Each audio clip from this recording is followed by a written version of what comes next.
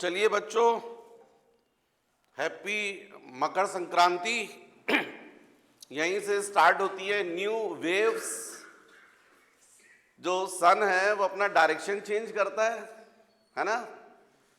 तो एक नया सिस्टम चालू होता है। आज अपन को भी वही पढ़ना है, वेव्स। तो चलिए स्टार्ट करते हैं। तो इतने मुझे टॉपिक्स डिस्कस करना है। मुझे मालूम है जो मैंने यहाँ लिखा है वो सब आपको बाउंस करेगा, क्या क्या लिखा है सर, पर धीरे धीरे क्लियर होता जाएगा।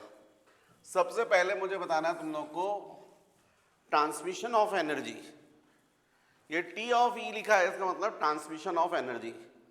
तो बच्चों, energy can be transmitted by two ways, है ना। अभी इस वक्त जब आप पढ़ रहे हैं तो केवल समझें, अब लिखें नहीं। एक बार दिमाग में सेट हो जाएगा तो जरूरत ही नहीं पड़ेगी। फिर उसके बाद आप नोट्स बनाएं। तो energy can be transmitted by two ways, first by the transmission of particle and second by waves. Energy को आप दो तरीके से ट्रांसमिट कर सकते हैं, first by the transmission of particle and second by waves. अब आप बोलेंगे ट्रांसमिशन ऑफ पार्टिकल के ट्रांसमिशन से कैसे होता है? तो सिंपल, आप लोगों ने प्रैक्टिकली देखा है।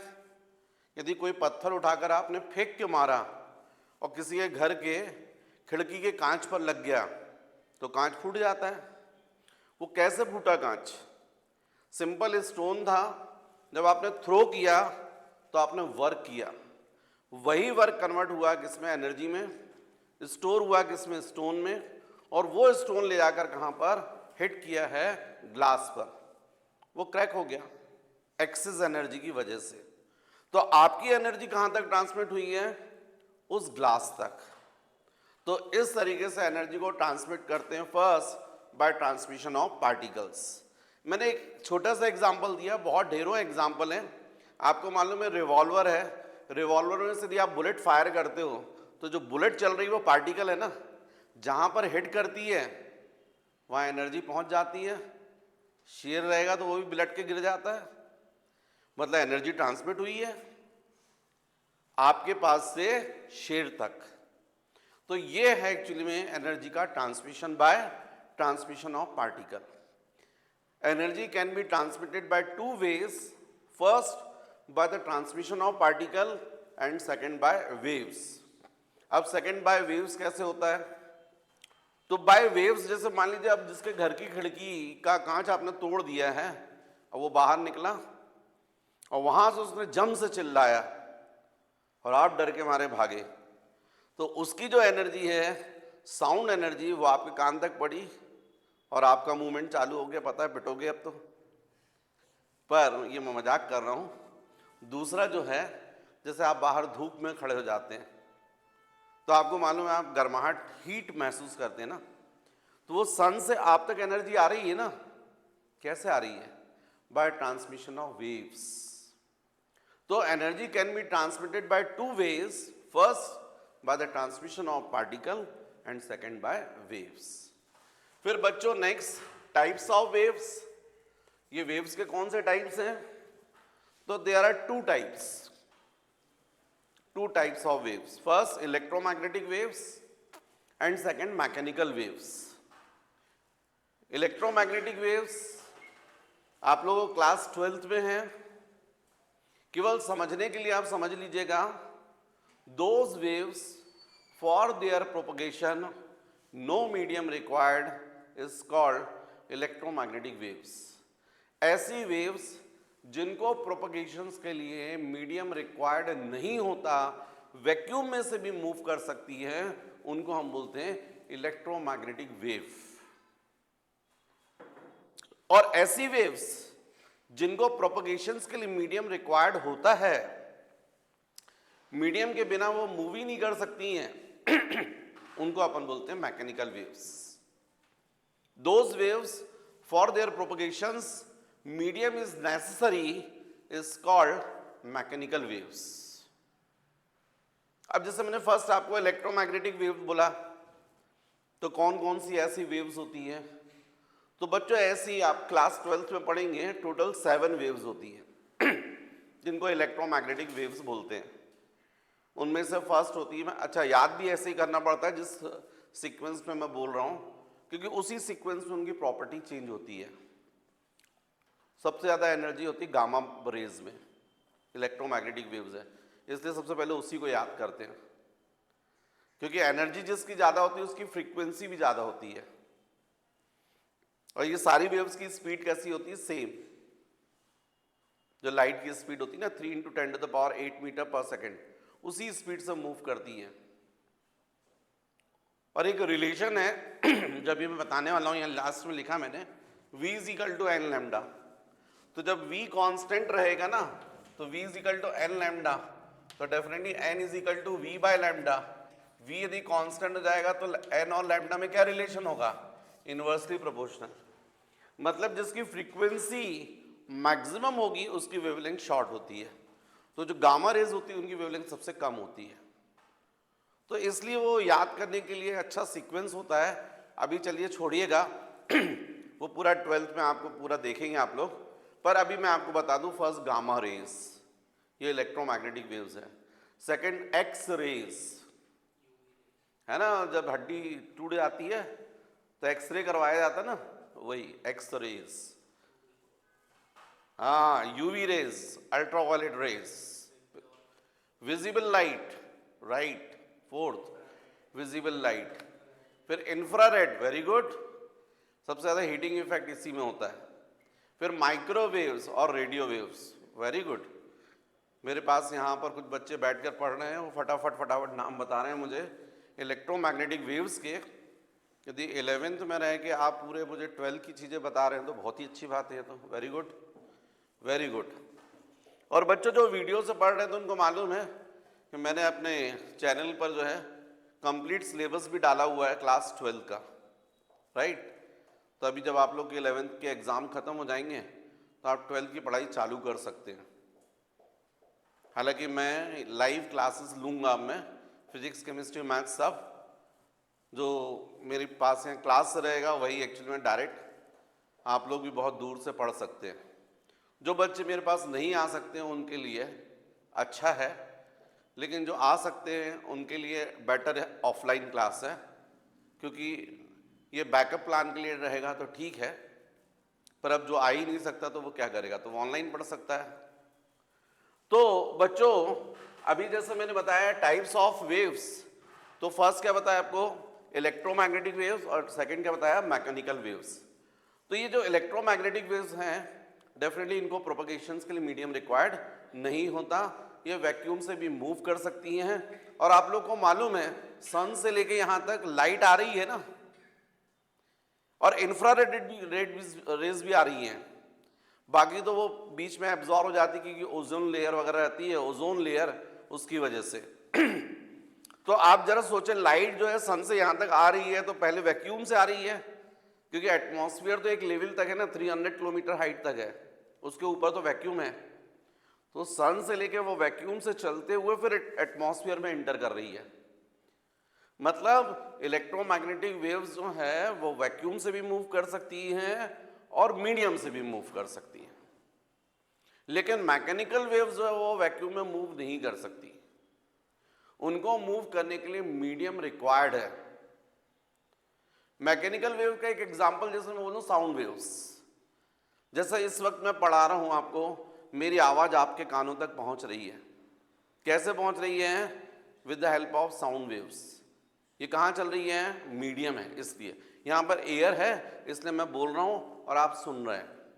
यदि एयर नहीं होती, वैक्यूम होता, तो फिर जानते क्या होता?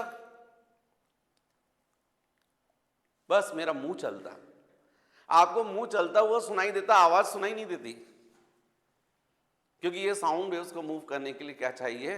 मीडियम चाहिए, राइट। तो मैकेनिकल वेव्स है उसका एक एग्जांपल मैंने आपको क्या बताया? Sound waves. तो ये हो गया बच्चों टाइप्स ऑफ वेव्स, राइट। अच्छा, जो बच्चे वीडियो से पढ़ रहे थोड़ा उनको नोट्स तो खुद ही बनाना पड़ेगा। जो मेरे क्लास में बैठे थे उनको मैंने ऑलरेडी नोट करवा दिया था, एक्सप्लेन करना था तो मैं आपके साथ में समझा रहा हूं। तो ट्रांसमिशन ऑफ एनर्जी हो गया, टाइप्स ऑफ वेव्स हो गया। अब नेक्स्ट मुझे बताना है टाइप्स ऑफ मैकेनिकल वेव्स। पहले मैंने क्या बताया, types of waves, electromagnetic waves and mechanical waves. अब अपने सिलेबस में यहाँ पर क्या है, 11th में क्या है, मैकेनिकल वेव्स, 12th में इलेक्ट्रोमैग्नेटिक वेव्स। तो अब अपन को मैकेनिकल वेव पढ़ना है। तो ये मैकेनिकल वेव एक्चुअली में है क्या? मैकेनिकल वेव एक्चुअल में सिंपल सा डिस्टर्बेंस ऑफ मीडियम है। जो डिस्टर्बेंस ऑफ मीडियम होता है उसको बोलते हैं मैकेनिकल वेव। अब आपको मेरी बात थोड़ी समझ में नहीं आ रही होगी कि सर डिस्टर्बेंस ऑफ मीडियम का मतलब, अरे भाई जो तुम लोग, जैसे ये पॉन्ड है, तालाब, स्विमिंग पूल चली है, क्योंकि अब मैंने तालाब बोला तो आपके दिमाग में आ रहा होगा सर एकदम सा रेक्टेंगल कैसे बना दिया आपने, क्योंकि आपके हिसाब से तो तालाब ऐसा कुछ ऐसा ऐसा कुछ होता है, इर्रेगुलर शेप में रहता है ना पॉन्ड। चलो छोड़ो यार, स्विमिंग पूल की बात कर लेते हैं, ये तो रेक्टेंगल हो सकता है। अब आप बिल्कुल शांत है, कोई डिस्टर्बेंस नहीं है, एकदम पानी शांत है। अब आप उसके पास गए, आपके हाथ में एक स्टोन था, उसको थ्रो करा, जैसे जाकर वो स्टोन हिट करेगा आपको उसके अराउंड क्या दिखाई देंगे, कॉन्सेंट्रिक सर्कल्स दिखाई देंगे, इंक्रीजिंग रेडियस के, रेडियस बढ़ता हुआ। वो जो दिख रहे हैं उनको आप क्या बोलते हैं अपनी जनरल लैंग्वेज में, वेव्स, है ना। वहां वाटर फ्लो नहीं कर रहा है, वो ऐसा नहीं कि यहाँ का पानी निकल कर इस साइड आ रहा है, हाँ ऐसा नहीं हो रहा है, केवल वो जो वाटर पार्टिकल्स हैं वो अपने ही प्लेस पर क्या कर रहे हैं, ऊपर नीचे ऐसे अप एंड डाउन ऑसिलेट कर रहे हैं, और उनके ऑसिलेशन की वजह से आपको क्या लग रहा है कि वो वाटर फ्लो कर रहा है। जैसे मैं आपको एक और एग्जांपल देता हूं, स्विमिंग पूल का एग्जांपल और समुद्र का एग्जांपल सेम है, सुन रहे हैं मेरी बात को? स्विमिंग पूल का एग्जांपल और समुद्र का एग्जांपल सेम है, दोनों स्टेशनरी वाटर है। अब आपके दिमाग में आ रहा होगा, नहीं सर समुद्र का पानी बहता तो है, कहां बहता है यार, बहता हुआ पानी, फ्लोइंग वाटर किसको कहोगे आप, रिवर वाटर को। वाटर कहां से कहां फ्लो करता है, high level to low level. River कहां से निकलती है, माउंटेन से, कहां जाती है, टुवर्ड्स सी, मतलब सी क्या हो गया, लो लेवल पर। तो जब वो पूरा वाटर लो लेवल पर पहुंच ही गया तो उसके बाद और कहां फ्लो करेगा, तो डेफिनेटली सी वाटर क्या है, स्टेशनरी वाटर, फ्लोइंग वाटर नहीं है। रिवर वाटर जरूर कैसा है, फ्लोइंग वाटर है। तो वहां पर भी जो आपको वेव्स दिखाई देती हैं, आपको लगता ही है कि वो पानी बह रहा है, अरे बह रहा होता तो वो जहाज है ना, उसमें इंजन लगाने की जरूरत ही नहीं पड़ती, धक्का देते आप, छोड़ देते, एक कंट्री से दूसरी कंट्री में पहुंच जाता है, क्योंकि बह रहा है पानी, आप बोल रहे हो। वह रिवर में तो ऐसे ही होता है, बोट को छोड़ दीजिएगा, अपने आप बहते बहते समुद्र तक पहुंच जाएगी। आप सी में ऐसा नहीं कर सकते, वहां केवल ऐसा उचकेगा, बस ऊपर नीचे जाएगी बोट, बस ऐसा ऊपर नीचे होगी, आगे नहीं मूव करेगी। हाँ, बहुत ज्यादा एनर्जी की वजह से थोड़ा बहुत मूवमेंट दिखता है आपको, वो भी बीच पर, किनारे पर, बाकी तो अदरवाइज केवल ऊपर नीचे हो रहा है। वो बोट भी आपको ऊपर नीचे होती दिखाई देगी। बिल्कुल ये वैसा ही होता है जैसे यदि तुम लोगों ने देखा होगा त्योहारों में या शादियों में जो सीरीज लगती है ना, झालर, उसमें बल्ब रहते हैं, और वो बल्ब आपको ऐसे नहीं मूव करते हुए दिखाई देते हैं। कभी आप उसके सामने ठीक खड़े होकर देखो, तब आपको समझ में, नहीं ये तो बल्ब मूव नहीं कर रहे, केवल ऑन ऑफ हो रहे हैं, जल बुझ रहे हैं। उसमें इस तरीके से सीक्वेंस रहता है कि जितने ऑल्टरनेट के बल्ब्स होते हैं, first number, third number, fifth number, 7 number, 9 number, ये जो बल्ब्स होते हैं ऑड नंबर के, और ऐसी ग्रुपिंग होती किसकी, इवन नंबर की, second number, fourth number, 6 number, 8 number. तो जब ऑड नंबर के बल्ब ऑन होते हैं तो इवन नंबर के बल्ब उस वक्त क्या होते हैं, ऑफ होते हैं, और जब इवन नंबर के बल्ब ऑन होते हैं तो ऑड नंबर के क्या होते हैं, ऑफ होते हैं। ये ऑन ऑफ की वजह से ऐसा लगता है कि जो बल्ब की लाइट है वो मूव कर रही है, और वो बल्ब मूव करते हुए आपको लगते हैं, एक्चुअल में बल्ब नहीं मूव करते हैं। एग्जैक्टली ऐसा ही यहां पर भी हो रहा है। वाटर सरफेस पर भी आपने जैसे यहां पर स्टोन को थ्रो किया, स्टोन जाकर यहां पर हिट करा, तो जो आपकी एनर्जी है वो यहां पर गई, और जैसे ही एनर्जी गई तो ये इस एनर्जी का ट्रांसमिशन हो गया आगे वाले पार्टिकल पर। सबसे पहले मिली फर्स्ट पार्टिकल को, तो ये पार्टिकल उचक गया ऊपर, उचकते उचकते अपने साइड वाले पार्टिकल को लात मार दी, तो ये भी उचकने लग गया। जब तक ये उचक कर यहाँ आया तब तक ये यहाँ पहुंच गया। इसने भी ऐसे ही किया था, ये उचका तो इसने लात मार दी अपने साइड वाले पार्टिकल को, ये उचकने लगा, ये उचक कर यहाँ आया तब तक पता चला ये यहाँ पहुंच गया, ये वाला पार्टिकल नीचे आ गया क्योंकि मैक्सिमम उचक चुका था, इससे ऊपर नहीं जा सकता। और इसने भी ऐसे ही किया था अपने साइड वाले पार्टिकल को, ये उचक कर यहाँ आ रहा, तब तक ये यहाँ पहुंच गया, ये मैक्सिमम पहुंच गया तो यहाँ पहुंच गया, और ये यहाँ आ गया। यदि इन पूरे पॉइंट्स को ज्वाइन करोगे तो ऐसा कर्व दिखाई देगा। तो आपको जो वेव्स दिखाई देती है वो ऐसा कर्व जो दिखाई देता है, उसमें सारे पार्टिकल जो हैं वो ऐसे ऊपर नीचे ऑस्किलेट करते हैं। यहाँ वाला पार्टिकल यहाँ है तो ये यहाँ है, ये वाला यहाँ है, ये वाला यहाँ है, ये यहाँ वाला पार्टिकल यहाँ, ये यहाँ पर, ये यहाँ पर, और ये यहाँ पर। इसके कारण आपको ऐसा लगता है कि तो वाटर मूव कर रहा है। वाटर नहीं मूव कर रहा है, वो जो मूव करता हुआ आपको दिख रहा है वो वेव है। मीडियम के पार्टिकल प्लेस नहीं छोड़ रहे हैं, अपने ही प्लेस पर क्या कर रहे हैं, ऑसिलेट कर रहे हैं। तो ये एक्चुअल में ऐसा डिस्टरबेंस है। मीडियम का जो डिस्टरबेंस है उसको अपन क्या बोलते हैं, मैकेनिकल वेव। समझ गए? तो अब जब मैंने आपको मैकेनिकल वेव की डेफिनेशन बता दी है, what is mechanical wave, the disturbance of medium is called mechanical wave. These waves required medium for their propagation. फिर नेक्स्ट बच्चों टाइप्स ऑफ मैकेनिकल वेव्स पर आते हैं। तो ये जो मैकेनिकल वेव्स हैं इनके दो टाइप हैं। एक फर्स्ट ट्रांसवर्स वेव, फर्स्ट क्या है, ट्रांसवर्स वेव, और सेकंड होती है longitudinal wave. First transverse wave और सेकंड क्या होती है, लॉन्गिट्यूडनल वेव। ट्रांसवर्स वेव किसको बोलते हैं, ऐसी वेव्स जिसमें मीडियम के पार्टिकल्स वेव प्रोपगेशंस के परपेंडिकुलर ऑसिलेट करते हैं, उसको हम लोग बोलते हैं ट्रांसवर्स वेव। देखो ये यदि ऐसा मीडियम है, वाटर है मान लीजिए, और जब आपने स्टोन को थ्रो किया यहाँ पर, तो यहाँ से एनर्जी मान लीजिए यहाँ तक ट्रांसमिट हो रही है, लेकिन मीडियम के पार्टिकल कैसे ऑसिलेट कर रहे हैं, वेव प्रोपगेशंस के परपेंडिकुलर।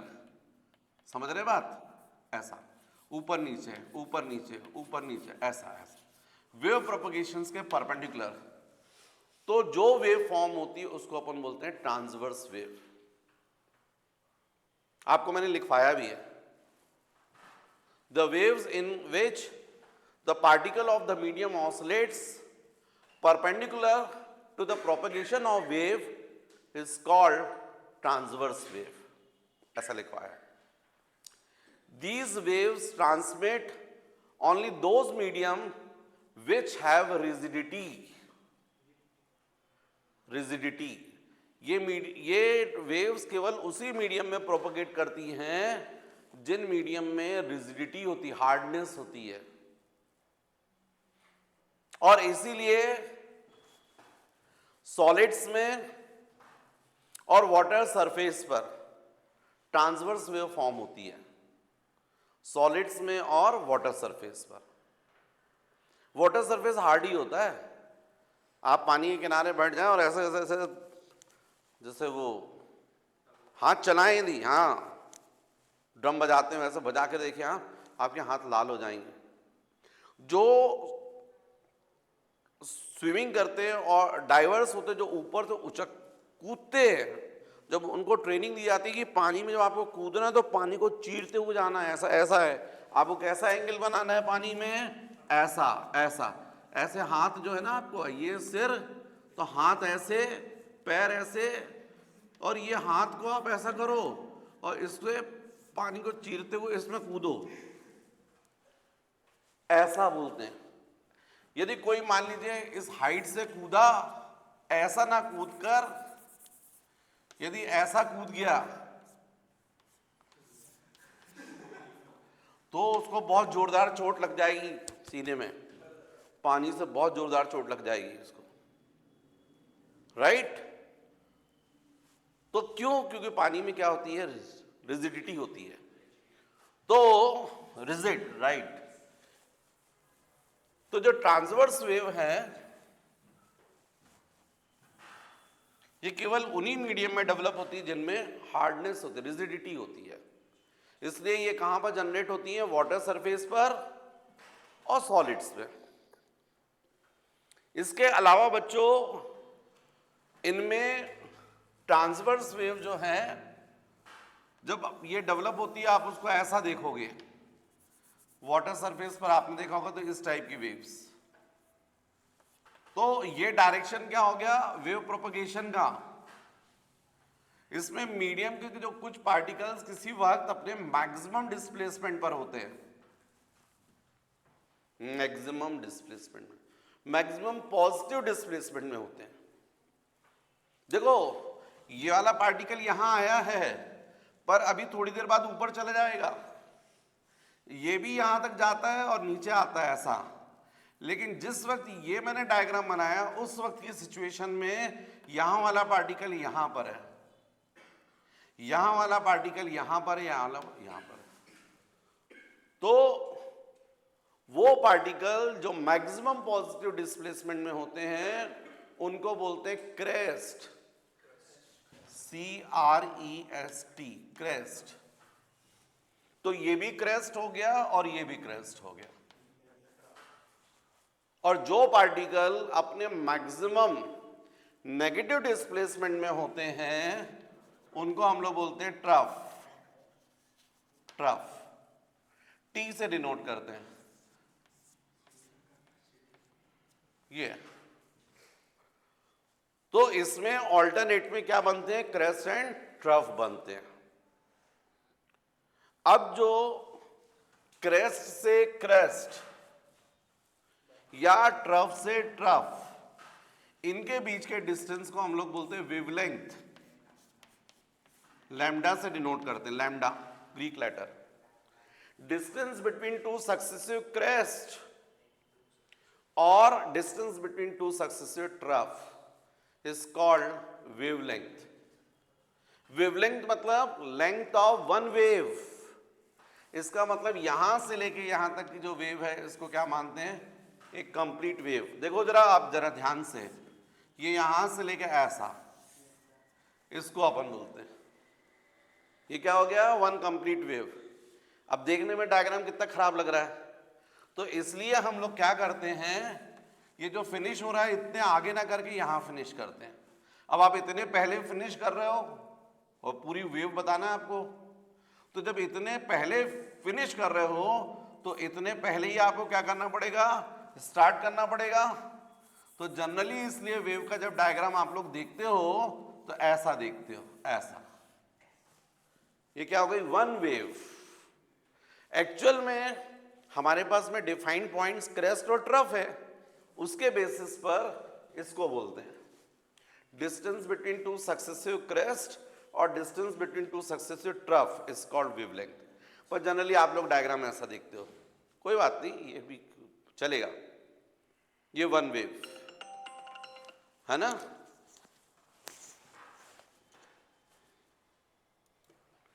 तो बच्चों ये वन वेव है। एक और वेव यदि बनाना है मुझे ट्रांसवर्स वेव, तो ऐसा बनाऊंगा मैं। अब कितनी ट्रांसवर्स वेव हो गई? 2। यदि मान लीजिए मैंने इतना कर दिया तो कितनी वेव बनी? अब 1.5, डेढ़ वेव, एक और आधी। तो आप समझ गए कि इसका मतलब ये होता है कि इसमें क्या बनते हैं? क्रेस्ट एंड ट्रफ बनते हैं। पर बच्चों यहां पर जो क्रेस्ट है और ट्रफ, यहां पर प्रेशर में कोई चेंज नहीं होता है और ना ही डेंसिटी में चेंज होता है। प्रेशर और डेंसिटी में कोई चेंज नहीं होता है। मैंने आपको लिखवाया भी है, मैंने बुक की लैंग्वेज में आपको पॉइंट्स लिखवाए हुए हैं। ज़्यादा है तो एक बार मैं वो पॉइंट्स भी पढ़ देता हूँ, आपको समझा दूंगा। पर मैक्सिमम पॉइंट्स मैंने कवर कर लिए हैं। चलिए ठीक है, आपको जो लिखवाए हैं उन पॉइंट्स को भी मैं एक बार डिस्कस कर देता हूँ, तो आपके लिए थोड़ा अच्छा रहेगा।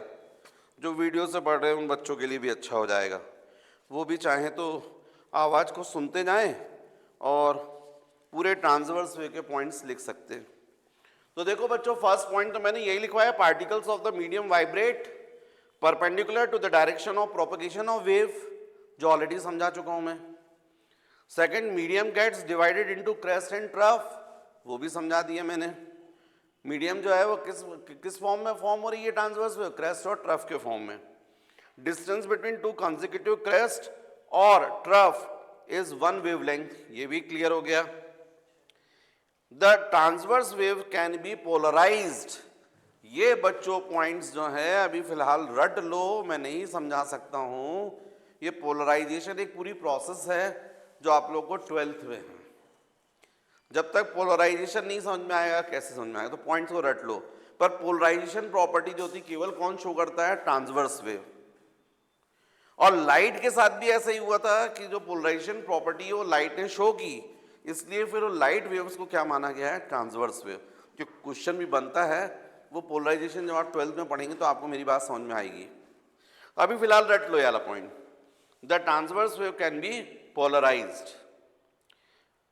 फिर next, there is no change in density of medium when transverse wave travels through it, density में कोई चेंज नहीं होता। हालांकि यहाँ डेंसिटी मैंने लिखवाया है बुक के हिसाब से, लेकिन प्रेशर भी होता है। प्रेशर और डेंसिटी दोनों में कोई इफेक्ट नहीं पड़ता है, कोई चेंज नहीं होता है। फिर last, mechanical transverse waves can travel only through solids and on surface of the liquids. तो मेरे ख्याल से आपको मैंने पूरे पॉइंट्स क्लियर कर दिए थे ट्रांसवर्स वेव से रिलेटेड, राइट? एग्जाम में आता है एक्चुअली में, compare transverse wave and longitudinal wave, ऐसा करके क्वेश्चन। अब ये जो वेव हैं केवल किस में फॉर्म होती है, मैंने बताया आपको, वाटर सरफेस पर और सॉलिड्स में। सेकंड होती है बच्चों लॉन्गिट्यूडनल वेव। सेकंड क्या होती है, लॉन्गिट्यूडनल वेव। लॉन्गिट्यूडिनल, कौन सा नल, लॉन्गिट्यूडनल वेव्स, ट्रांसवर्स और दूसरा लॉन्गिट्यूडनल वेव। ये जो लॉन्गिट्यूडनल वेव्स होती हैं इसमें मीडियम के जो पार्टिकल्स होते हैं वो वेव प्रोपगेशंस के डायरेक्शन में ही फॉरवर्ड बैकवर्ड ऑसिलेट करते हैं, अपना प्लेस नहीं छोड़ते हैं। मतलब ये कि जैसे मान लीजिए आपने यहां से मुंह खोला, आप बोल रहे हैं, यहां से साउंड प्रोड्यूस हुआ, यहां पर एयर के पार्टिकल्स हैं, उनको धक्का लगा तो ऐसे पार्टिकल क्लोज आ जाएंगे, फिर आगे वाले पार्टिकल दूर हो जाएंगे, फिर पार्टिकल क्लोज रहेंगे, फिर ये दूर दूर रहेंगे। इस तरीके से ये कान तक पहुंच रहे हैं। तो इसमें जो मीडियम के पार्टिकल्स हैं कैसे है, फॉरवर्ड बैकवर्ड ऑसिलेट करते हैं, प्लेस नहीं छोड़ते हैं। मीडियम फ्लो नहीं करता है, केवल मीडियम के पार्टिकल फॉरवर्ड बैकवर्ड ऑसिलेट करते हैं। तो अच्छा, कैसे मैं समझाता हूं आपको। लॉन्गिट्यूडनल वेव की यदि अपन डेफिनेशन बोलते हैं तो सिंपल डेफिनेशन अपन बोल सकते हैं, the wave in which the particle of the medium oscillates forward backward along the direction of wave propagation is called longitudinal wave। तो मतलब आपको क्लियर हो गया कि लॉन्गिट्यूडनल वेव में पार्टिकल्स कैसे मूव करते हैं, फॉरवर्ड बैकवर्ड। अब देखो बच्चों, मेरी ये बात आपको समझ में आएगी। यहां पर एक्चुअली में प्रेशर में भी चेंज होता है और डेंसिटी में भी चेंज होता है। यदि मैं यहां पर आपको एग्जाम्पल दूं, आप लोग चूंकि वीडियो से पढ़ रहे हैं तो वीडियो से भी करके देखें। अभी मैं अपने यहाँ पर वीडियो को पॉज करके अपने क्लास के बच्चों से भी एक्सपेरिमेंट करवा कर दिखाऊंगा। तो आप कुछ ना करें, सिंपल ऐसा अपना हाथ रखें और इस नाक के सामने ऐसा रखें ताकि मुंह कवर हो जाए, और उसके बाद जब आप बोलेंगे तो बोलने पर आपको समझ में आएगा कि हाथ के ऊपर जो एयर है उसका प्रेशर पड़ रहा है, राइट? आप करके देखिए। आप लोग जो करेंगे अभी जब आप देखेंगे वीडियो तो आप थोड़ी देर के लिए वीडियो को पॉज करके फिर करके देखिए। ऐसे हाथ रखिए और जो भी बोलना है बोल के देख लीजिए। बोलने के लिए आपके पास में बहुत सारी चीजें, फिजिक्स बोल लीजिए, केमिस्ट्री बोल लीजिए, भारत माता की जय बोल लीजिए, पाकिस्तान मुर्दाबाद बोल लीजिए, जो बोलना बोल लीजिए, ठीक है। तो बच्चों मैंने अपने क्लास के बच्चों से करवा कर देखा, एक्सपेरिमेंट आप लोगों ने भी करके देख लिया होगा। तो आपने महसूस किया है कि ये हाथ के ऊपर प्रेशर पड़ा एयर का। तो जैसे आप बोलते हो तो यहाँ जो एयर पार्टिकल्स होते हैं उनके ऊपर प्रेशर पड़ता है, धक्का पड़ता है, तो ये पार्टिकल्स सब क्लोज आ जाते हैं, बहुत पास पास आ जाते हैं। क्या है कि जब हम लोग का टाइम था तब पहले मोबाइल वगैरह सब फैसिलिटीज नहीं थी, टीवी वगैरह नहीं थे, मनोरंजन के लिए टॉकीज थी, और जब उसमें मूवीज लगती थी तो जनरली बहुत लंबी लाइन लग जाती थी टिकट्स के लिए। 12 बजे का शो होता था, मान लीजिए लोगों को फर्स्ट डे फर्स्ट शो देखना है तो पता चला 12 बजे का शो है तो टिकट लगभग 11 बजे के आसपास जो है बढ़ जाती थी, ख़त्म हो जाती थी। तो लोगों को पता था ऐसा होता है तो लगभग 9:30-9 बजे से लोग बाग खड़े हो जाते थे लाइन में। इमेजिन करो कि उस वक्त के लिए ऐसा हुआ कि ये टॉकीज का विंडो है और यहाँ पर जो लोग हैं वो लाइन में खड़े हैं टिकट के लिए। ये फ्लोर है, यहाँ से टिकट मिलना है। तो ज़रा देखो आप, ये व्यक्ति जो है यहाँ खड़ा हुआ है, ये वॉल है, वॉल है, यहाँ से टिकट मिलना है, विंडो है, यहाँ से ऐसे हाथ करके ये विंडो टिकट मांगेगा ऐसा। अब इसके पीछे एक और व्यक्ति खड़ा है और ऐसे यहाँ पर ऐसा खड़ा है, फिर एक और खड़ा हुआ है।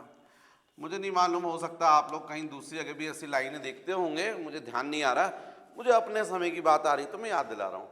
तो ऐसे जब यहाँ पर लाइन लगती तो मान लीजिए इसमें कितने लोग हो गए, एक के पीछे 100 लोग हो गए। अब 100 लोग जब हो गए, लाइन खड़ी हो गई। अब जो कॉलेज में पढ़ने वाले लड़के थे उनको भी पता था कि ऐसा कुछ होगा, पर वो लेट हो गए, हॉस्टल से आए लेट 4-5, और जब उन्होंने देखा कि अरे यार अब तो टिकट नहीं मिलेगी, अपन थोड़ा लेट हो गए, टिकट काउंटर जो है वो खुलेगा 11 बजे और अपन को आना चाहिए था 9 बजे, अपन आ गए 10 बजे। अब 10 बजे आए तो लोग बाग खड़े हुए। तो ऐसे मान लीजिए वो 5 लड़कों का ग्रुप है, उन्होंने देखा कि हमारे सामने तो 100 लोग खड़े हैं यार, टिकट तो मिलेगी नहीं, जब तक अपना नंबर आएगा तो टिकट खत्म हो जाएगी। तो उनने आपस में बात की कि चलो यार ठीक है ट्राई करते हैं। तो अब आप इमेजिन करो कि वहाँ पर जो विंडो है उसके सामने सब लोग खड़े हैं, लोग 100 के पीछे खड़े हैं, 101 नंबर पे 102, 103, 104, 105, और इनको पूरा पता है कि टिकट नहीं मिलेगी। अब तो हमको जो है ब्लैक में खरीद के लगता पिक्चर देखनी पड़ेगी। इन्हें बोला चलो क्या है देखते हैं, अपन ट्राई करते हैं। तो वो जो सबसे लास्ट वाला जो था ना लड़का, उसने क्या किया, और ऐसा होता था, मतलब जो बता रहा हूँ वो प्रैक्टिकली होता था, उसने लेके जाम से ताकत लगाई, फोर्स अपने आगे वाले फ्रेंड के ऊपर, 104 नंबर वाले को। उसको पता था पीछे मेरा ही दोस्त है। अब जब उसको धक्का लगा तो उसने अपने आगे वाले फ्रेंड पे लगा दिया, 103 वाले पर, फिर उसके आगे 102 वाले पर, फिर 101 वाले पर। ये 5 फ्रेंड थे, इनको मालूम था कि हमारा ग्रुप है। इसके आगे वाले को थोड़ी पता कि पीछे के पूरे सब आपस में दोस्त हैं। ये पीछे वाले को चिल्ला रहा, क्या यार धक्का दे रहे हो? अरे मैं थोड़ी दे रहा हूँ, ये पीछे से धक्का आ रहा है। परंतु जब तक तो उसको धक्का लग गया ना, वो भी पिचक गया, वो भी धक्का दे रहा आगे। भाई अब आप इमेजिन करो कि जब इसके ऊपर धक्का लगेगा तो ये क्या करेगा, जब एनर्जी आ गई इसको, तो ये ऐसे ही करेगा ना, इसको धक्का देगा और खुद कहाँ आएगा, पीछे। भाई प्रेस कर देगा और खुद कहाँ आएगा, पीछे, क्योंकि जगह नहीं है आगे। और आगे वाला भी ऐसे ही कर रहा है, उसको भी लग गया तो उसने भी धक्का दे दिया। मैं थोड़ी देर में पीछे से धक्का आ रहा है, उसने भी दबा दिया और खुद कहाँ गया, पीछे। ऐसा होते होते वो सबसे पीछे वाले जो लड़के की एनर्जी है वो कहाँ तक पहुंच गई, ये पहले नंबर पर। अभी विंडो खुली नहीं है, तब तक तो ये पिचक गया ना, इसके पास तो जगह ही नहीं है, वॉल है ये वॉल है भाई, यहाँ पर जगह नहीं है। ये इस तरीके से वॉल है, ये वॉल है, यहां से टिकट मिलनी है। अब ये यहां पर खड़ा होकर के क्या कर रहा है, दीवार को धक्का दे रहा है और क्या करेगा, है ही नहीं, ये पिचक गया, इसका मुंह यहां पर पिचक गया, ये नहीं है, यहां से ऐसा पिचक गया और चिल्ला रहा बचाओ बचाओ, सबसे पहले नंबर पर है। आप समझ रहे बात को। अब इसने क्या किया है, पहले नंबर वाले ने दीवार को धक्का लगाकर, फोर्स लगाकर रिएक्शन क्रिएट किया और खुद कहां है, यहां पीछे, क्योंकि दीवार तो जाएगी नहीं आगे। और आप इमेजिन करो वो पांचों लड़के लगातार कंटिन्यूस ऐसा कर रहे हैं। ऐसा वो इसलिए कर रहे हैं क्योंकि उनको मालूम है हम ऐसा डिस्टरबेंस करेंगे तो लाइन में से कुछ लोग तो बाहर निकल जाएंगे, और जैसे ही बाहर निकले तो वो पुलिस वाले आ जाते हैं, जो बाहर खड़े उनको पकड़ते, कॉलर पकड़ के बीच में कहां घुस रहे हो, वो बोलते रहते कि नहीं हम बीच में नहीं, हम तो सुबह से खड़े हैं, अरे झूठ बोलते हो चलो बाहर, और जो सामने खड़ा था उसको कहां पर पीछे लगा दिया। लेकिन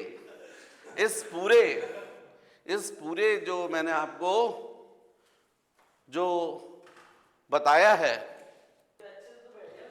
तो बच्चों इसमें हुआ क्या, इसमें बिल्कुल जो मैं आपको बता रहा था कि जब आपने यहां से बोला, जैसे मुंह खोला, ये आपने मुंह खोला तो यहां से जो प्रेशर पड़ा तो जो एयर के पार्टिकल्स है वो कैसे आ गए, बहुत क्लोज आ गए, और यहां से धक्का देकर फिर वापस क्लोज आए। या आगे वाले ने भी क्या किया, क्लोज कर दिया, इनको धक्का दिया और खुद कैसे हो गए, फिर दूर हो गए। ये क्लोज हो गए, इनने भी धक्का दिया, एनर्जी को आगे ट्रांसमिट किया, फिर खुद दूर हो गए। तो इस तरीके से यहां पर कुछ पार्टिकल्स ऑल्टरनेट में, यहां पर ग्रुप पूरा ये क्लोज में होता है, यहां दूर होता है, ये क्लोज हो जाता है, ये दूर हो जाता है। जो बहुत क्लोज आता है उसको बोलते हैं कॉम्प्रेशंस, जो दूर हो जाते हैं उनको बोलते हैं रेयरिफैक्शंस। तो जैसे ट्रांसवर्स वेव में क्या बनते हैं, क्रेस्ट एंड ट्रफ, वैसे लॉन्गिट्यूडनल में क्या बनते हैं, कॉम्प्रेशंस एंड रेयरिफैक्शंस। जो पार्टिकल्स बहुत क्लोज होते हैं उस पूरे ग्रुप को अपन बोलते हैं कॉम्प्रेशन, और जहां पार्टिकल्स बहुत दूर होते हैं उस पूरे ग्रुप को अपन क्या बोलते हैं, रेयरिफैक्शंस। तो लॉन्गिट्यूडनल वेव में कॉम्प्रेशंस, रेयरिफैक्शंस ऐसे ऑल्टरनेट में फॉर्म होते हैं। इसमें मीडियम के जो पार्टिकल्स होते हैं वो वेव प्रोपगेशंस के, वेव के मूव करने की डायरेक्शन में फॉरवर्ड बैकवर्ड, ट्रांसवर्स वेव में कैसे कर रहे थे, वेव प्रोपगेशंस के परपेंडिकुलर अप एंड डाउन, और इसमें वेव प्रोपगेशंस के डायरेक्शन में ही फॉरवर्ड बैकवर्ड ऑसिलेट करते हैं, प्लेस नहीं छोड़ते हैं। प्लेस छोड़ देंगे तो क्या होगा, मान लीजिए मैं बोल रहा हूं, मुंह से बोल रहा हूं, आपके कान तक है, यहां से पूरे पार्टिकल आपके पास तक पहुंच गए, तो आपको तो हवा लगने लग जाएगी, जितनी जम से बोलूंगा उतनी तेज हवा लगेगी, तो फैन लगाने की जरूरत ही नहीं पड़ेगी। तो वैसा कुछ तो होता नहीं है जब आप बात करते, तो मतलब केवल पार्टिकल क्या करते हैं, अपनी जगह पर ही फॉरवर्ड बैकवर्ड ऑसिलेट करते हैं। ऑल्टरनेट में क्या बनते हैं, कॉम्प्रेशंस एंड रेयरिफैक्शंस। जहां पार्टिकल बहुत क्लोज हैं, जहां डेंसिटी बहुत हाई है, उसको बोलते हैं कॉम्प्रेशंस। जहां डेंसिटी हाई है मतलब वहां प्रेशर भी ज्यादा है, और जहां पार्टिकल दूर हैं उनको अपन बोलते हैं रेयरिफैक्शंस, मतलब डेंसिटी कैसी है वहां, लो, प्रेशर कैसा है, लो। तो इसलिए लॉन्गिट्यूडनल वेव में प्रेशर में डिफरेंस होता है, डेंसिटी में डिफरेंस होता है। सबसे ज्यादा प्रेशर कहां होता है, जहां कॉम्प्रेशंस होते हैं, सबसे ज्यादा डेंसिटी कहां होती है, जहां कॉम्प्रेशंस होते हैं, और रेयरिफैक्शंस में प्रेशर भी लो होता है और डेंसिटी भी लो होती है। और distance between two successive compressions is called wavelength. Similarly distance between two rarefaction is called wavelength. तो लॉन्गिट्यूडनल वेव के केस में, जैसे मैंने तुम लोगों को ट्रांसवर्स वेव के केस में बताया था ना, distance between two successive crest और distance between two successive trough is called wavelength. Similarly, in longitudinal wave, the distance between two successive crest compressions or distance between two successive or consecutive rarefactions is called wavelength. बच्चों ये waves जो होती हैं वो polarisation property show नहीं करती हैं, तो 12th में आप पढ़ोगे लाइट जो थी उसने पोलराइजेशन प्रॉपर्टी शो कर दी, उस बेसिस पे प्रूफ हो गया कि लाइट, पहले शुरू में लाइट को भी वही माना गया था, लॉन्गिट्यूडनल वेव, साउंड वेव के समान। साउंड वेव क्या है? Longitudinal wave. ऐसे ही इसको भी माना था लाइट को, लेकिन जब लाइट ने पोलराइजेशन प्रॉपर्टी शो कर दी तब प्रूफ हुआ कि इसका मतलब लाइट क्या है? ट्रांसवर्स वेव, क्योंकि पोलराइजेशन प्रॉपर्टी केवल ट्रांसवर्स वेव शो करती है। मतलब ये लॉन्गिट्यूडनल वेव जो है पोलराइजेशन प्रॉपर्टी शो नहीं करती। ये बच्चों कहां पर फॉर्म होती हैं? ये हर उस मीडियम में फॉर्म होती है जिसके पास में वॉल्यूम हो, bulk modulus of elasticity, volume तीनों के पास होता है, सॉलिड भी, लिक्विड भी और गैस। इसलिए लॉन्गिट्यूडनल वेव तीनों मीडियम में डेवलप हो जाती है, सॉलिड्स में भी, लिक्विड्स में भी और गैसेस में भी। तो मैंने ये सब पॉइंट्स आपको लिखवाए हुए हैं। अब जो मैंने लिखवाए हुए थे, यदि आप लोग थोड़ा चाह रहे हो कि बुक की लैंग्वेज में जो लिखवाए हुए हैं उनको मैं एक बार डिस्कस कर दूं तो मैं कर देता हूं, पर हालांकि मैंने आपको अभी जब ये डिस्कस किया तो मेरे ख्याल से मैंने पूरे पॉइंट्स तो कवर कर दिए हैं जो मैंने आपको लिखवाए थे। पर चलिए ठीक है, जो आपको लिखवाए थे उनको भी एक बार मैं रीड कर देता हूं तो आप खुद ही समझ जाएंगे कि मैंने सब समझा दिए हैं। फर्स्ट पॉइंट आपको ये लिखवाया था, particles of the medium vibrate along the direction of propagation of wave।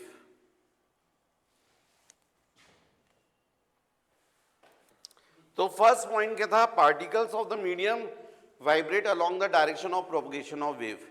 Clear हो गया? सेकेंड पॉइंट मैंने बताया था, medium gets divided into compressions and rarefactions, ये भी क्लियर हो गया। Third, distance between two consecutive compressions और रेयरिफैक्शन इज वन वेवलेंथ, ये भी क्लियर हो गया। फिर fourth, longitudinal waves can not be polarised, clear. फिर next point, there is change in density when longitudinal wave travels through it, density is higher at compressions and lower at rarefaction. फिर longitudinal wave can propagate through solid, liquid and gases. तो बच्चों ये सारे points जो थे मैंने already आपको जब ये समझाया तो सब एक्सप्लेन कर दिए। अब बच्चों ये टाइप्स ऑफ मैकेनिकल वेव्स जो था, जिसमें ट्रांसवर्स वेव और लॉन्गिट्यूडनल वेव, ये भी क्लियर हो गया। नेक्स्ट मुझे बताना है डेफिनेशंस। ये वेव्स में से रिलेटेड कुछ डेफिनेशन है। तो फर्स्ट डेफिनेशन है एम्पलीट्यूड। तो जो वेव है उसका, ये जो किसी पार्टिकल का जब ये मैक्सिमम डिस्प्लेसमेंट होता है उसको बोलते हैं एम्पलीट्यूड, है ना। यदि ऐसी वेव है तो एम्पलीट्यूड इतना है, यदि कोई ऐसी वेव होगी तो इसका मतलब उसका एम्पलीट्यूड और ज्यादा।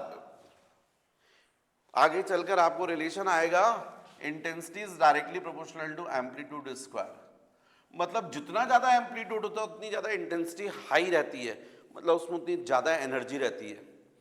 इसलिए रिवर जो वेव्स रहती है ना, ज्यादा हाइट की नहीं रहती तो उनमें एनर्जी भी ज्यादा नहीं होती है।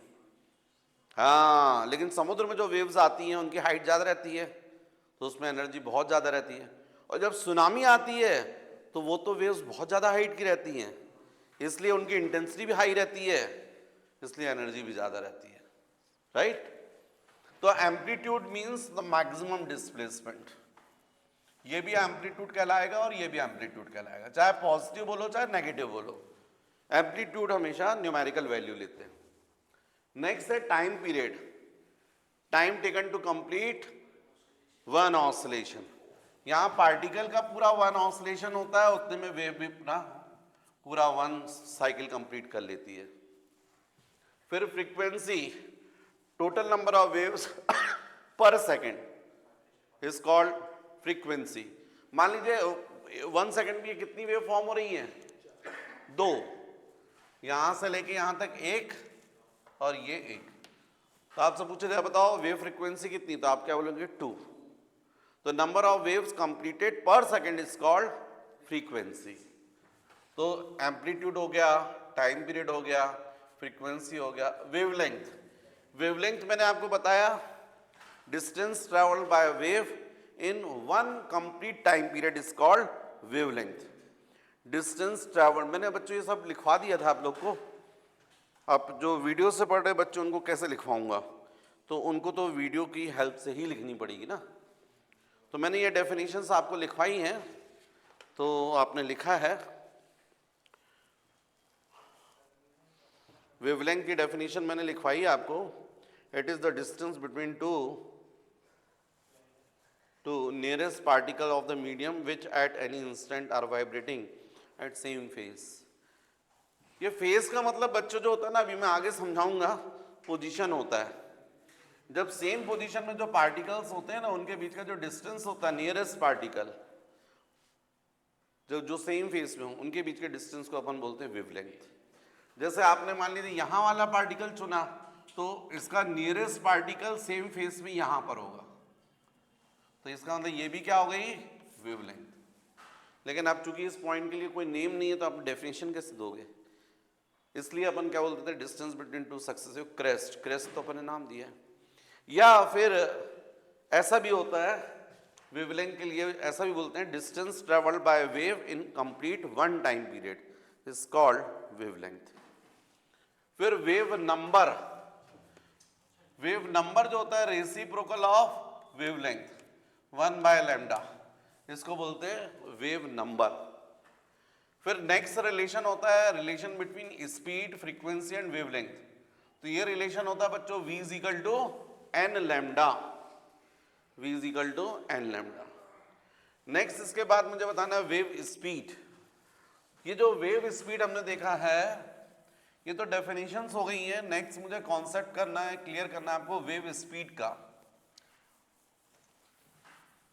तो अब जो मैं वेव स्पीड के लिए आपको बता रहा हूं, ये प्रैक्टिकल बेसिस पर है, मतलब साइंटिस्ट ने, लोगों ने प्रैक्टिकल करे और उसके बाद कुछ फॉर्मूले दिए। तो उसमें से फर्स्ट जो है वो वेव स्पीड का फॉर्मूला है speed of transverse wave in tensile string. Speed of transverse wave in tensile string, string STRING, string, डोरी में, वायर में। आप लोगों को पता है गिटार वायर, आपको पता है वो वायर दोनों तरफ की में जो रहता है लपटा हुआ रहता है, टाइट रहता है। की को आप ज्यादा टाइट कर देते हो तो वायर भी टाइट हो जाता है, मतलब टेंशन बढ़ जाता है। और फिर उसको आप फिंगर से थोड़ा सा भी ऑसिलेट करते हैं तो आपने देखा तेज आवाज आती है, झन करके। हाँ ठीक है, टन करके भी सही बोल रहे हो। पर आप सोचो जरा, उस वायर को लूज कर दो, उसके बाद अब जाकर देखो, टन की जगह वो छन्न की जगह पता नहीं क्या हो जाएगा, सुन्न हो जाएगा। तो प्रैक्टिकली देखा गया है कि टेंसाइल स्ट्रिंग में वेव स्पीड का जो फॉर्मूला होता है वो होता है v is equal to √T/m। यहां T जो है वो कहलाता है टेंशन इन स्ट्रिंग। इस स्ट्रिंग में जो टेंशन है,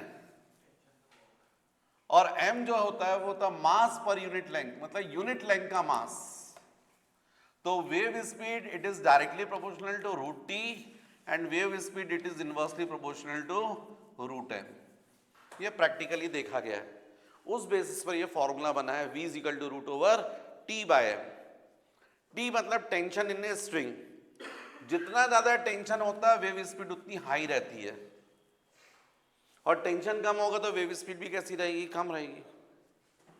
इसी तरीके से स्मॉल m की वैल्यू, मास पर यूनिट लेंथ, जितना कम रहेगा वेव स्पीड उतनी ज्यादा रहेगी। What is small m? मास पर यूनिट लेंथ। इसलिए आप देखिएगा गिटार वायर में जो वायर लगाए जाते हैं, बहुत पतले वायर लगाए जाते हैं, उनकी यूनिट लेंथ 1 सेंटीमीटर लेंथ का मास बहुत कम रहता है, तब तो वेव स्पीड ज्यादा रहती है। अब वो वायर निकाल दो, उसकी जगह पर जो एमपीबी के वायर जिसमें करंट फ्लो होता है ना, उसको लगा दो गिटार की जगह, बजाते रहो, आवाज नहीं आएगी, क्योंकि मास आपने बहुत बढ़ा दिया ना, यूनिट लेंथ का मास बहुत ज्यादा कर दिया। जब बहुत ज्यादा कर दोगे तो वेव स्पीड क्या हो जाएगी, बहुत कम। तो प्रैक्टिकल बेसिस पे formula v is equal to √T/m। तो wave speed in tensile string का जो फॉर्मूला होता है v इज इक्वल टू, वो होता है √T/m। What is T? Tension in a string. And what is small m? Mass per unit length, है ना. नेक्स्ट बच्चों अपन देखते हैं स्पीड ऑफ लॉन्गिट्यूडनल वेव्स. अभी अपन ने क्या देखा? Speed of transverse wave in tensile string. अब अपन देखते हैं स्पीड ऑफ लॉन्गिट्यूडनल वेव. तो प्रैक्टिकली देखा गया है लॉन्गिट्यूडनल वेव के लिए जो v होता है वो होता है is equal to root over e by d. v is equal to root over e by d. यहां पर e जो है वो होता है मॉडुलस ऑफ इलास्टिसिटी और d होता है डेंसिटी ऑफ मीडियम. इसको डेंसिटी को आप रो से भी कर सकते हैं. इसको किससे कर सकते हैं? रो से. ऐसे भी करते हैं. अब जब आप ट्रांसवर्स वेव की बात कर रहे थे तो सभी मीडियम में डेवलप हो जाती हैं. सॉलिड में भी बनती है. आवाज में बोल रहा हूं ना भाई. साउंड क्या है? लॉन्गिट्यूडनल वेव कहां चलती है? तीनों मीडियम में. सॉलिड में भी चलती है, लिक्विड में भी चलती है और गैसेस में भी. जब ट्रेन बहुत दूर होती है, बहुत दूर, और जो ट्रेन आती है, यदि आप जो पटरी रहती है उसमें कान लगा लो तो आपको आवाज सुनाई देगी. बहुत दूर से भी, बहुत दूर से भी है तो आपको कान में सुनाई देगी उसके वाइब्रेशंस, राइट. तो एक्चुअली में v इज इक्वल टू क्या होता है? Root over e by d या e बाय रो. यदि अपन सॉलिड्स में बात करते हैं, in solids speed of longitudinal wave in solid, तो सॉलिड के केस में हमको मालूम है मॉडुलस ऑफ इलास्टिसिटी E, इसकी जगह क्या ले लोगे आप? Y, Young's modulus of elasticity. तो यही फॉर्मूला क्या बन जाएगा? v is equal to root over y upon rho. What is y? Young's modulus of elasticity. And what is rho? Density of solid. यही चीज आप बोलोगे इन लिक्विड. इन लिक्विड तो v इज इक्वल टू हो जाएगा root over. अब E की जगह क्या लिखोगे आप? B upon rho. What is B? Bulk modulus of elasticity. क्योंकि लिक्विड के पास आपको पता है कौन सी इलास्टिसिटी होती है? Bulk. Bulk modulus of elasticity. और third in gases. In gases इसमें v is equal to root over b upon rho ही रहेगा. गैस के पास भी क्या रहती है? Bulk modulus of elasticity. तो जब गैसेस की बात आई तो सबसे पहले न्यूटन ने बोला कि जो बल्क मॉडुलस ऑफ इलास्टिसिटी है वो किसके इक्वल होगा? प्रेशर के. उसने बोला कि भाई यहां पर जब हम लोग बोलते हैं और जब लोग सुनते हैं तो जब साउंड चलता है तो टेम्परेचर चेंज नहीं होता. उसने बोला टेम्परेचर चेंज नहीं होने का मतलब आइसोथर्मल प्रोसेस. और मैंने बताया आइसोथर्मल प्रोसेस कैसी प्रोसेस? Slow process. मतलब उसने कुल मिलाकर ये बोला कि जब इसमें कॉम्प्रेशंस और रेरिफैक्शंस बनते हैं, स्लो बनते हैं, स्लो प्रोसेस होने की वजह से आइसोथर्मल प्रोसेस है और इसलिए टेम्परेचर चेंज नहीं होता. और आइसोथर्मल प्रोसेस में आप सबको पता है modulus of elasticity is equal to क्या होता है? Pressure of a gas. तो इसलिए अकॉर्डिंग टू न्यूटन यहां आ गया था P, pressure of a gas upon rho. तो जब NTP eight normal temperature and pressure, जब साउंड की स्पीड निकाली गई v की वैल्यू तो वो लगभग आ रही थी 281 मीटर पर सेकेंड. इस फॉर्मूले में रखकर, क्योंकि नॉर्मल प्रेशर आपको पता है कितना होता है? 76 सेंटीमीटर ऑफ मर्क्यूरी कॉलम के इक्वल, मतलब 1.013 into 10 to the power 5 newton पर मीटर स्क्वायर. और एयर की जो डेंसिटी होती है वो होती है 1.293 kg पर मीटर क्यूब. जब इस वैल्यू को यहाँ सब्स्टिट्यूट किया गया और सॉल्व किया गया तो कितना आ रहा था? 281 मीटर पर सेकेंड. लेकिन प्रैक्टिकली देखा गया कि साउंड की स्पीड जो होती है वो तो 332 मीटर पर सेकेंड होती है. तो ये वैल्यू काफ़ी कम है प्रैक्टिकल वैल्यू से. तो कहीं तो गड़बड़ी है इसका मतलब.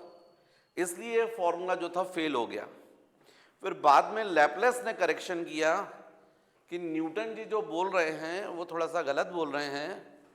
वो ये जो बोल रहे हैं कि यहाँ पर जो कॉम्प्रेशंस और रेयरिफैक्शंस बन रहे हैं वो स्लो बन रहे हैं, एक्चुअल में कॉम्प्रेशंस और रेयरिफैक्शंस बहुत फास्ट बन रहे हैं, बहुत तेजी के साथ बन रहे हैं। मैंने बोला और आपके कान तक आवाज पहुंची। कैसे पहुंची? तुरंत बन गए कॉम्प्रेशंस और रेयरिफैक्शन और वेव मूव कर गई। बहुत फास्ट प्रोसेस है ये, और फास्ट प्रोसेस का मतलब एडियाबेटिक। तो इसलिए लैपलेस ने बोला नहीं भाई, यहां पर जो कॉम्प्रेशंस और रेयरिफैक्शंस का फॉर्मेशन हो रहा है वो फास्ट प्रोसेस है। और किसका एग्जांपल है ये? Adiabatic elasticity. और आप लोगों को पता है इलास्टिसिटी चैप्टर में मैंने बताया था, adiabatic elasticity is equal to होता है गामा इंटू पी।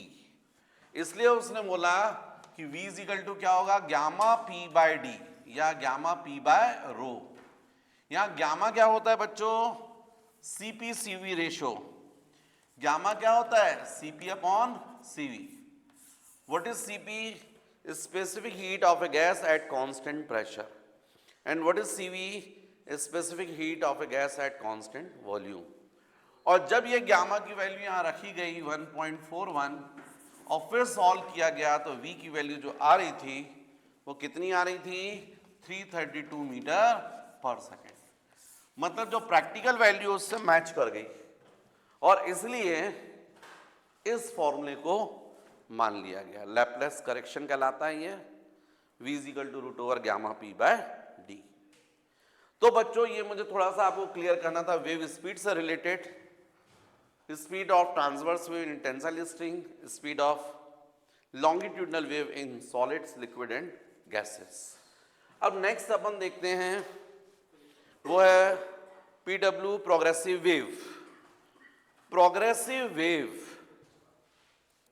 ठीक है बच्चों, फिर इसके आगे अपन पढ़ेंगे नेक्स्ट क्लास में।